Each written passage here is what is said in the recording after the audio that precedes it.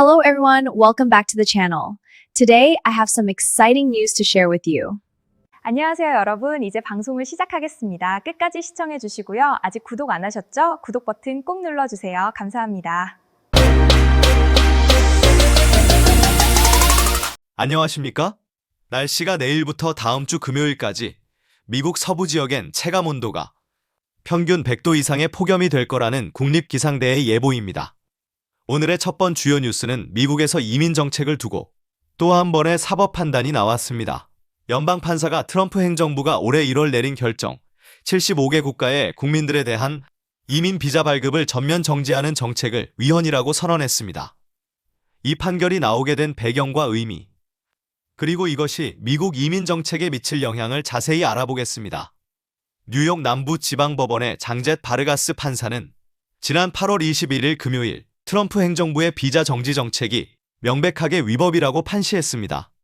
바르가스 판사는 판결문에서 국무부 장관이 특정 국가의 국민들에 대한 이민 비자 발급을 전면적으로 거부하도록 영사관 직원들에게 지시했다며 이는 국민 개인의 신원 조사와 무관하게 이루어졌다고 명시했습니다. 즉, 개별 지원자가 실제로 자격 요건을 갖추고 있는지 또는 공공부양 대상이 될 위험이 없는지와 상관없이 순전히 국적만을 이유로 비자를 거부한 것이 문제라는 판단입니다. 이 정책은 올해 1월 국무부에 의해 발표되었으며 당시 정부는 해당 국가들의 국민들이 공공부양 대상이 될 높은 위험성을 지니고 있으며 미국의 지방, 주, 연방정부 자원에 의존할 가능성이 높다고 주장했습니다. 이 정책의 영향을 받은 국가는 무려 75개입니다. 라틴 아메리카의 브라질, 콜롬비아, 우루과이, 유럽의 보스니아, 알바니아, 아시아의 파키스탄, 방글라데시, 태국, 우즈베키스탄, 라오스와 함께 아프리카, 중동, 카리브 지역의 많은 국가들이 포함되어 있습니다. 이들 국가의 국민들이 정상적인 법적 절차를 통해 이민 비자를 신청했음에도 불구하고 전면적인 정책으로 인해 신청이 정지된 것입니다. 이는 수천 명의 가족을 갈라놓는 결과를 초래했습니다. 이 정책의 위헌성을 문제 삼은 것은 천주교 법률 이민 네트워크입니다. 이 단체는 아프리카 공동체 연합 등 여러 개인 지원자들과 함께 올해 2월 소송을 제기했습니다. 그들은 소장에서 이 국적 기반의 비자 금지는 해당 국가의 국민들이 미국에 와서 부당하게 현금 복지에 의존할 것이라는 근거 없고 명백히 거짓인 주장에 기초하고 있다고 주장했습니다. 천주교 법률 이민 네트워크의 안나 갤러허 집행이사는 이번 판결을 환영하며 말했습니다. 이 사건의 핵심은 가족을 함께 유지하는 것입니다. 75개국에 걸친 비자 처리 정지로 인해 남편과 아내, 부모와 자식들이 합법적 이민 절차를 밟던 중 갈라지게 되었습니다. 판사 바르가스가 이 정책을 위헌이라고 판단한 법적 근거는 매우 명확합니다. 이민국적법 INA, 즉 미국 이민법의 핵심 원칙들을 위반했다는 것입니다. 먼저 이민법에 따르면 각 이민 비자 신청은 영사관 직원이 개별적으로 심사해야 합니다. 국무부가 발한 전면적인 정책이 이를 무시했다는 뜻입니다. 더욱이 이민법은 어떤 사람도 인종, 성, 국적, 출생지, 거주지를 이유로 이민 비자 발급에서 차별을 받거나 우대를 받지 않아야 한다고 명시하고 있습니다. 바르가스 판사는 정책이 바로 이 국적 기반의 차별에 해당한다고 지적했습니다. 이 비자 정지 정책이 실제로 미친 영향을 생각해 보겠습니다. 정부가 주장한 것처럼 해당 국가 국민들이 공공공적 부양에 의존할 높은 위험이 있다고 해도 이를 모든 국민에게 획일적으로 적용하는 것은 법적으로 허용되지 않습니다. 이민법은 각 개인의 상황을 개별적으로 평가할 것을 명백히 요구하고 있기 때문입니다. 결과적으로 이 정책은 부모와 성인 자식, 배우자들을 수년간 갈라놓았습니다. 법적 이민 절차를 밟던 가족들이 행정부의 정책으로 인해 합법적인 권리를 박탈당한 것입니다. 이번 판결은 현 행정부의 이민정책 방향과 사법부 간의 충돌을 보여주는 사례입니다. 트럼프 행정부는 이민정책의 강화를 주요 공약으로 내세웠고 이를 여러 행정명령과 정책으로 실행해왔습니다. 비자 정지 정책도 그 일환이었습니다. 그러나 사법부는 이러한 정책들이 기존의 이민법과 헌법 원칙, 특히 차별금지 원칙에 배치된다는 입장입니다. 이 정책이 국적을 이유로 한 차별이라는 판사의 지적은 매우 중요합니다. 미국은 이념과 목적이 무엇이든 국민 차별의 원칙 위에서는 어떤 정책도 허용되지 않는다는 기본 원칙을 가지고 있기 때문입니다. 이번 판결로 비자 정지 정책은 철회되게 됩니다. 이는 해당 국가의 국민들이 다시 이민 비자를 신청할 수 있고 개별적으로 심사받을 수 있음을 의미합니다. 천주교 법률 이민 네트워크는 성명을 통해 천주교 사회 가르침은 모든 사람의 존엄성을 지키고 가족을 사회의 기초로 여기도록 요구한다. 오늘의 판결은 이러한 가치와 법의 지배를 모두 확인해주며 가족들이 다시 재결합을 향해 나아갈 수 있도록 한다고 밝혔습니다. 이는 단순히 한 정책의 철회를 의미하는 것 이상의 메시지를 담고 있습니다. 강화된 이민 통제도 법의 지배와 차별 금지 원칙 위에서만 가능하다는 미국의 기본 원칙을 재확인하는 것입니다. 이 판결이 내려진 이후 행정부의 대응이 주목됩니다. 국무부는 현재까지 이에 대한 공식 입장을 발표하지 않았습니다. 일반적으로 정부는 판결에 항소할 수 있습니다.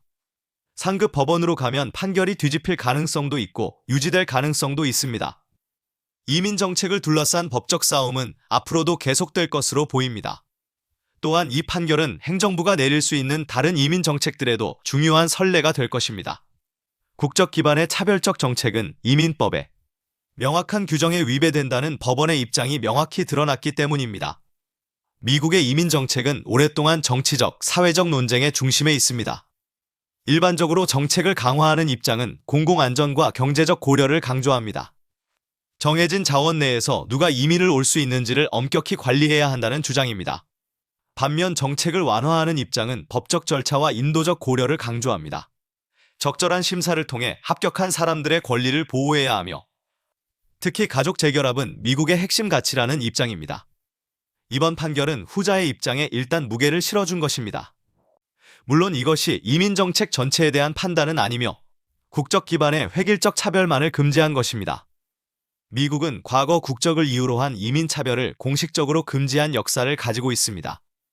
1965년 이민법 개정은 국가별 할당제를 폐지하고 국적에 관계없이 개별 심사를 원칙으로 삼았습니다. 당시는 미국 시민권 운동과 민권 운동이 한창이던 시대였고 인종과 국적에 기반한 차별은 미국의 가치와 맞지 않다는 합의가 있었습니다. 이러한 역사적 배경이 있기에 판사 바르가스의 판결은 미국이 이미 정한 원칙으로의 획일하고 볼 수 있습니다. 정리하면 연방 판사는 트럼프 행정부의 75개국 비자 정지 정책이 이민법의 명확한 규정과 국적 차별 금지 원칙에 위배된다고 판단했습니다. 개별 심사 없이 국적만을 이유로 비자를 거부하는 것은 허용되지 않는다는 뜻입니다. 이는 지난 수년간 행정부의 이민 강화 정책과 사법부 간의 긴장 관계 속에서 나온 또 하나의 판결입니다. 이 정책으로 인해 갈라선 수천 개의 가족들은 이제 법적 이민 절차를 다시 진행할 수 있게 됩니다. 미국의 이민 정책이 어떤 방향으로 나아갈지는 여전히 불확실합니다. 행정부가 항소할 가능성도 있고 더 많은 법적 싸움이 예상됩니다. 하지만 적어도 이번 판결은 아무리 강화된 이민 정책이라도 법의 지배와 차별 금지라는 기본 원칙을 벗어날 수 없다는 점을 명확히 했습니다. 다음은 미셸 스틸, 주한 미국 대사가 오늘 페이스북에 올린 새 영상을 소개합니다. 가족사에 담긴 한국과의 인연부터 양국을 하나로 이어온 공동의 희생과 변함없는 우정까지 스틸 대사는 특별한 파트너십과 우리가 함께 써내려갈 새로운 장에 대한 이야기를 전합니다. 우리 모두 미셸 스틸, 주한 미국 대사와 함께 해주세요. 안녕하세요, 여러분. I am a new U.S. ambassador to South Korea. Welcome to Habib House. Let's go in.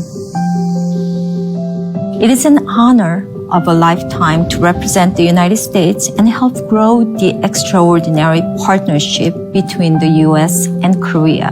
The story of how I came to be sitting in this chair is one I love to share with you today. My parents fled North Korea during the Korean War, and it was the courage and sacrifice of men and women honored here that enabled my parents, through the chaos of war, to find a new life in Seoul. This taught me that freedom is never free and that the bonds between nations matter deeply. I carry these lessons from my personal journey with me every single day as I work to strengthen our ironclad security alliance, deepen our economic ties, and foster enduring people-to-people relationships.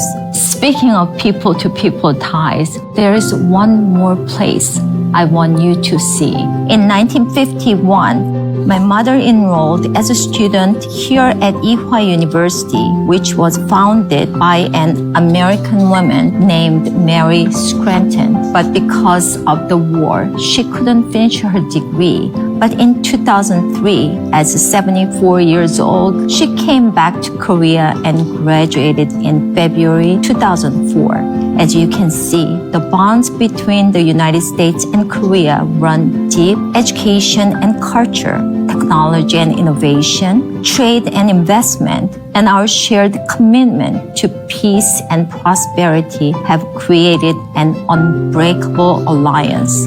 The U.S.-Korea alliance may have started with shared sacrifice, but it continues to be strengthened by these bonds of friendship and cooperation. The people I have met so far on my journey as ambassador have reinforced my belief in our enduring partnership. We will write the next chapter together. 함께 해주세요.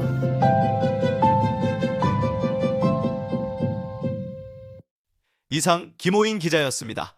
더위에 몸 건강하시기 바랍니다. 안녕히 계십시오. 지금까지 시청해주셔서 대단히 감사합니다. 구독과 좋아요를 눌러주시는 것은 사랑입니다. 빠이빠이! 지금까지 저희 KUMC TV를 시청해주신 여러분 감사합니다. 한 사람의 의견으로 뉴스를 진행하는 것을 지향하고 정론에 근거하고 미래에 대한 소식을 타인보다 한 걸음 더 빨리 여러분에게 전하기 위해 노력하고 있는 저희들에게 여러분들의 구독과 좋아요 그리고 알림을 설정해 주신다면 저희들에게는 큰 힘이 된답니다. 많은 후원을 기대하면서 다음 시간에 다시 뵙겠습니다.